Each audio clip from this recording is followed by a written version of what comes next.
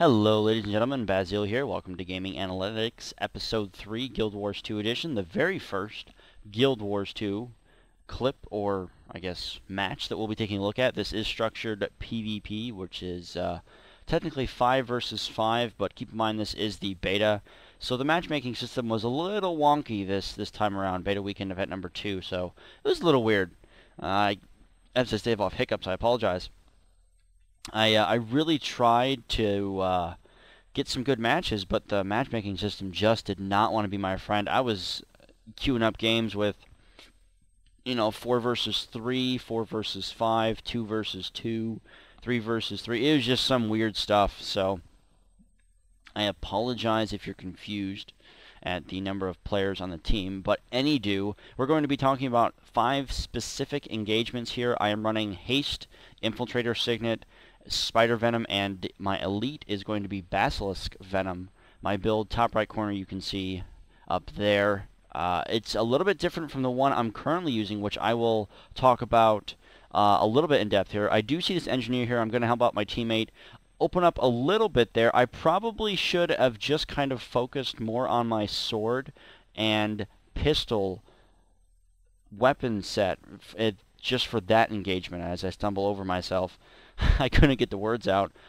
The reason being is because he was almost pretty much dead. That was a total double negative. That made sense. And I should have let my teammate get the kill since he did work for it. So just kind of keep that in mind as a thief. Your job isn't to steal kills. I do go to the clock tower to try and assist my team here to really try and grab this clock tower. Keep in mind that they do have a trebuchet kind of pounding down on us. And I do open up on this thief. I really technically should have opened up on the warrior. The thief is very, very squishy. He will go down quicker than he really needs to. So if I would have focused my bleeds and some of my condition damage on the warrior, I definitely probably would have helped my team out a little bit more than that. You see, I actually shadow stepped right into his elite skill, which was really stupid. And that's actually the reason for my death, is I took way too much damage there. I am using that dodge. One of my traits is I do drop down those spiky things. I can never say them, so I'm not going to even try when I dodge, which is very, very useful. So keep that in mind if you're playing a thief. That is definitely something that you want to do if you're going to spec into trickery. Now, I do see that the trebuchet is going to start raining down on us, so I'm going to kind of hightail it out there and see if I can either capture another point or go and kill the trebuchet. But as I was leaving, I noticed, hey, there's an engineer here. I'm going to try and open up on this guy and really try and get him down, but he actually knocks me off. Luckily, my Infiltrator Signet is on not on cooldown, and I'm able to use that and get away. And for some reason, I actually used my heal here, which I probably should have waited for. I was a little bit lower because I should have been able to stun him and prevent him from stealthing out of there, which would have been a little bit more asset to the team rather than keeping myself healed, since I did have backup there. Right now, I'm just kind of checking around, making sure that the clock tower is still ours, which right now we have a good control of it. We do have an engagement in the clock tower, a small one, but I do see that it's better off if I go help capture a point that is actually neutral right now. That is something as a thief that you really want to do, is make sure that you're capturing and kind of contesting all the enemy-owned territory as well as the neutral one. So I see the warrior and the thief. Now, the reason I'm going to open up on, I believe I open up on the warrior first. Yes, I do, thankfully. I open up on him because he's dealing out a lot of damage, and my bleeds and conditions will really kind of screw him over. He does go into that ult. I do dodge out of there. The reason I use my stealth is because I did not want the thief to get a good lock on me. He's using the pistol build, which really kind of is a lot of heavy damage from far away very, very quickly, especially if he has that haste. Haste plus unload can do roughly 12,000 damage in about 3 seconds. So that is one of the reasons I really just kind of pop my heal stealth really, really quick. We're able to cut him down pretty quickly here. He's actually doing a really good job at dodging and just kind of controlling the battlefield, so that really makes him a really, really good thief player, which is really nice. Unfortunately, he did not use his smoke teleport thing, and that kind of caused his death here. But I'm going to help the rest of my teammates really kind of capture this point and make sure that we actually do have this. Now, the warrior for some reason actually opened up on us, which was not a smart move here. I do actually pop one of the abilities that I steal from him, which is his whirlwind ability, and I'm going to try and just kind of lock him down and so my teammates can actually come and help me here. Warriors actually have a really good kite capability. He is using that rifle, so he is able to kite me pretty well. As you can see, he got out of range of backstab, and I did use one of my shadow step abilities to really kind of get there. I did pop my haste and try and lock him down with my pistol whip ability, but unfortunately I'm not sure if it's a bug or if it's something that is wrong with the game mechanics themselves. Now, I'm not sure what happened there. I just kind of bugged, so that happened. So I noticed that he's down, and my teammates are going to finish him off, so that's kind of a key thing to really kind of see as a thief there. I actually pop my stealth because I want to make sure that there's no one coming up behind me or whatnot. And that stealth actually did help me kind of elude some of his opening engagements, which really help here. Now, I'm really trying to focus on getting those bleed stacks up there, which is really good. I switched to my sword and pistol combo, which I should have done a little bit sooner and actually should not have used Basilisk Venom right away. I am trying to dodge and get him out of there. I do have a Mesmer to back me up, which is really helpful. I do die, but thankfully I'm able to use my smoke teleport and get out of there and be revived and get rallied, which is really nice.